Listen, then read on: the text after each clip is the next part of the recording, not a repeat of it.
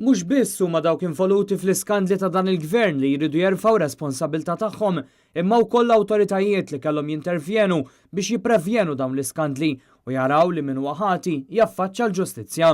Iddikjarat dan Roberta Metsola, membru parlamentari Ewropew fisem il-Partit Nazzjonalista, fit-tmiem laqgħa li kellha mal-Kummissarju tal-Pulizija l-Awtoritajiet fejn waslet dan il-messaġġ fid-dawl tal-iżvelar tas-sit tal-kumpanija 17 Black. Għajnejn id-dinja kollha għal darb'oħra qed iħarsu lejna għal fatt li hemm dokumenti, evidenza, allegazzjonijiet ċari u l-ebda investigazzjoni ma saret. Fil-laqgħa Roberta Metsola waslet messaġġ ċar, l-istess messaġġ li huwa fuq fomm il-poplu Malti wawċin. Għala darba dawn l-allegazzjonijiet tant gravi ħarġu iktar kmieni llum, jiena ħassejt li l-laqgħa ma setax tibda mingħajr ma jiena nagħmel il-pożizzjoni tiegħi tagħna tal-poplu Malti ċara. Il-laqgħa mal-Kummissarju kienet ilha skedata l-aħħar ġimgħat bħala parti minn laqgħat għal rapport li Roberta Metsola qed tħejji fuq livell Ewropew.